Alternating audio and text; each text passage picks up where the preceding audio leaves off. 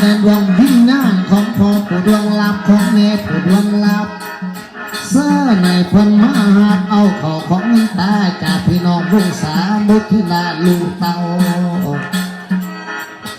ลูกหลานหมดทุกคนพังสามรุ่นน้ำเจ้ามีพระเขาผ้าป่ามีอาหารทางหน้าก้อยเป็นก้อยไก่มีทั้งสิ่งตองหนามีทั้งป่าตอนใหญ่จำไว้สิทอท่านขึ้นครูบาอาจารย์พระเนื่องเพียงแก่อย่าอาจหน้าฝากน้ำเนเจ้านั่งข้อลานนี้อยู่ผืนแผ่นปัตตาพี่เป็นสักขีพยานให้ดื้อบานยอมวิ่งงานข้างดูน้ำปลาไหลหัวให้และไปหน้าแค้นไม่น่าพุ่งขาลังหญ้าเลยป่าโหดื้อบานยอมวิ่งงานเดือไปตรงหน้าโลกนี่หน่วยโลกกันตาได้ยินแล้วให้จัดมาหักออกกองบุญก่อนหักเอาแล้วกินหอนบุญไปสู่เมืองสวรรค์ของกินใส่ครบขันหลายแห่งขอพระเดินบ้านนักหลังหันมาเอาไว้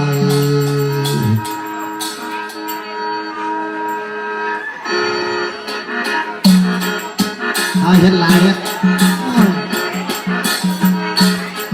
เหม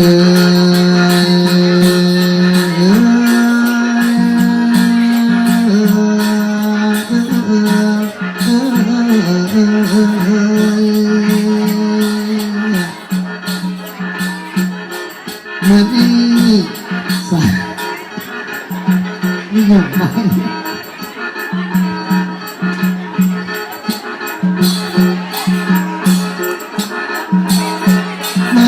สบายดีลูกป้าภาษาสมน้อยใหญ่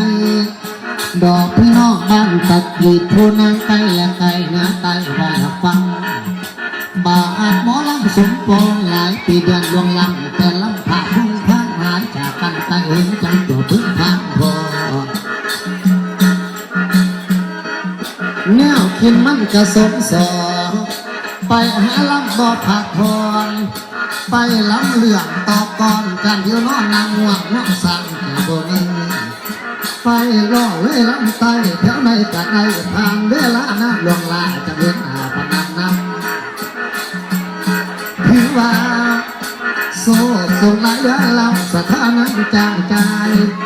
เงินค่าค่ายเพิ่งกับเพิ่มและเสริมสร้างสวยสูงงอนพ่อแม่คนฟังอันนี้พนาผู้เอ๋ยโมยศิลปะการทำมาหากินศิลปินหมอลำเพิ่งจริงนักมาจารเงินสตังของทานเพื่อมันหุ่นแห้งในพวกหมอลำนั้นให้สุขภาลังอานุมาโกนพวกโง่ในสนอสาป้องบุญที่หอมข้อพวกพ่อของทางล้วนนาที่ถูกทำสาบานในวันนั้น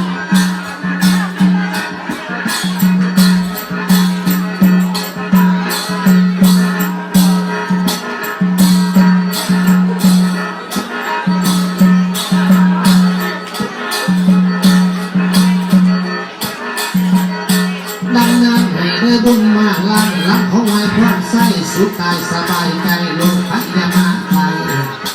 ยามนี้เจ็บยามนี้ไทยและโอยใช้พญาลูกเราอาจจะต้องทำของแต่สิบินแต่ว่าตั้งหลังนี้ให้ต้องไปเป็นงานมีออกผู้อ่านสัตว์ท่าเหลือนาเกศในนั้นหากย้ายน้อยกระตองเกี่ยงแถมสาบประสันน้ำพูนโพธิพระทักสุทักบาลีเขาโดยเมียนเอาการเลื่อนไปลักเราไข่ข้าวกระต้องนาดอกออกมอลำคำฟ้องทั้งข่อยข้าเจ้าปล่อยให้ตามกว่าลักยังบ่จังคือบ่นักบ่เป็นบางกองขอโทษก็หนังใจปวดอาภัยดวงลูกป้าอย่าสักตีอย่างมันสมองมอหรืออย่างเพราะป่าเลี้ยงลำไม่พอลูกในป่าไงเห็นแต่บางหลายผู้ว่านั่งใส่ซอเศร้าขาน้องหน่อยนุ่มยาเป่าหัวโหงกุมภาดาปตานักจะสร้างบททุก